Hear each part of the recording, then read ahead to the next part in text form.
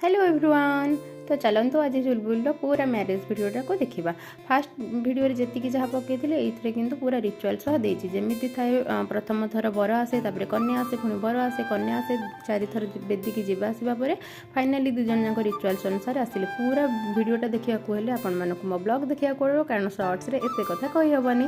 तो ये आसला कन्यादान टाइम आई टाइम सतरे बहुत पेनफुल से मैंने देखुल आम आखिर भी लुह बाहर सी तो बाहागर होता कौन बीतुव। तो ये कन्यादान सरला एवं आसला भारी हाथ गंठीर टाइम।